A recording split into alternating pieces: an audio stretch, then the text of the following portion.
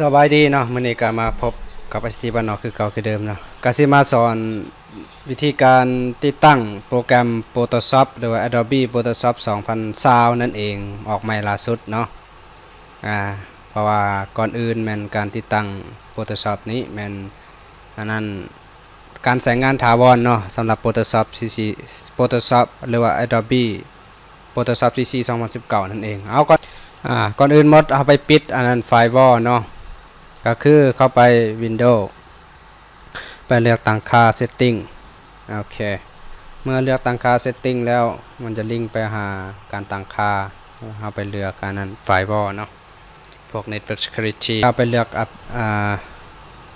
อัปเดตเนาะเอาไปเลือกอัปเดต Security ตอนนี้เอาไปคลิกอันนั้นWindows Security Windows Security แล้วเข้าไปคลิกเลือกไวรัสโอเคตอนนี้หลังจากนั้นเข้าไปเลือกอันนั้น Firewall Network เนาะเอาไปปิด3อันนี้เนาะปิด3อันนี้ไว้ก่อนปิดโอเคนี่ก็ปิดคือกันปิดไว้ตอนนี้ครับนี่ก็ปิดคือปึ๊บโอเคตัว Public Network กับปิดคือกันเนาะปิดไปก่อนโอเคตอนนี้เราปิดครับตอนนี้หลังจากนั้นเราไปหาโปรแกรมที่เราติดตั้งนี้แล้วหลังจากเราปิดอันตีไวรัสเรียบร้อยปิดอินเทอร์เน็ตพร้อมเด้อเอากับปิดอินเทอร์เน็ตพร้อมเนาะได้ปิดอินเทอร์เน็ตพร้อมตอนนี้คลิกขวาพอเขาไปแตกไฟล์เด้คลิกขวาไปแตกไฟล์ คลิกขวาเข้าไป extract here เนาะแตกไฟล์อันนั้นเขาแตกให้เรียบร้อยเนาะผู้ใดยังบ่ทันแตกก็แตกเด้อแตกไฟล์ extract here ปันนี้คือเขาแตกได้แล้วเนาะบ่มันจะออกมาแบบนี้หลังจากนั้นเขาไปเลือกเอา set up ปานนี้มันเด้งออกขึ้นมาบอกว่ากด yes ตอนนี้เรากำลังติดตั้งโปรแกรม Adobe CC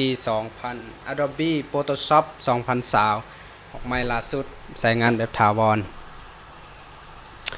ป่านนี้ตัวนี้เฮาเบิ่งว่า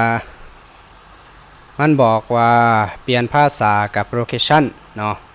ก็คือเฮาใส่อังกฤษ North America บ่หรืออังกฤษ United นะใส่เป็นอังกฤษ International เนาะเฮาจะเรียกอังกฤษสากลแล้วตัว location ที่ตั้งนี่ใส่ location ยังใส่ change location บ่คันว่า change location แล้วเอาใส่เป็นอันนี้เป็นdefault location ซะหลังจากนั้นเรากด continue ไปเมื่อกด continue แล้วให้รอถ่าอาจจะโดนนิดนึงเนาะประมาณ4-5 นาทีนี่แหละอาจจะรอถ่าจนกว่ามัน install ได้ 100% เนาะตอนนี้เรารอถ่าแป๊บนึงเนาะตอนนี้ก็กำลังติดตั้งอยู่เนาะก็ฮอด13% เนาะเราอาจจะรอถ่าใช้เวลาแป๊บนึงโอเคนะตอนนี้เราติดตั้งสำเร็จเนาะมันจะบอกว่า install complete Photoshop has been successfully installed หมายความว่าเราติดตั้งสำเร็จแล้วหลังจากนั้นเรากด close ไป Photoshop นี่เราติดตั้งสำเร็จแต่ว่าเรามาเปิดเบิ่งว่าเราใช้งานได้บ่นี่อันนี้เป็น Photoshop Adobe Photoshop CC 2020เนาะที่ว่าออกใหม่ล่าสุดเนาะติดตั้งก็ง่ายอีกบ่คือที่ผ่านมาติดตั้งยากเนาะแต่ว่านี่เพิ่นอัปเดตใหม่ล่าสุดเนาะ2020นี่ใช้งานง่ายสะดวกแล้วก็อันนั้นทันใจเนาะเฮามาเบิ่งนี่เพราะว่าหน้าต่างมันก็สวยงามอีกแล้วสำหรับPhotoshop นี่จะมีปลั๊กอินให้อีกเนาะผู้ใดที่ว่าสื่อโปรแกรมจะเห่าไปจาก ICT บ้านนอกไปแล้วสิมีปลั๊กอินให้ใช้ตกแต่งอย่างสวยงามคักเนาะเฮามีปลั๊กอินให้อีกเนาะปกติ มันจะเด้งขึ้นมาอันอีกเนาะแต่ว่าตัวนี้อาจจะใช้นึงเพราะเขาใส่โปรแกรมหลายเนาะ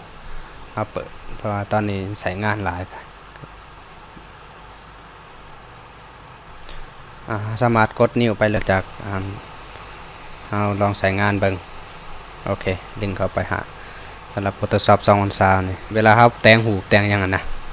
พวกแต่สำหรับผู้ใดที่บ่มีปลั๊กอินนะสำหรับใครที่บ่มีปลั๊กอินนี่มันจะบ่มีอยู่นี่เพราะว่าคันเฮามีปลั๊กอินแล้วมันจะเชื่อมต่อลงมาอีกปลั๊กอินสำหรับตกแต่งภาพนี่เข้าไปฟิลเตอร์นี่มันจะมีให้เลือกแต่ตัวนี้เฮาบ่มีปลั๊กอินเนาะมันก็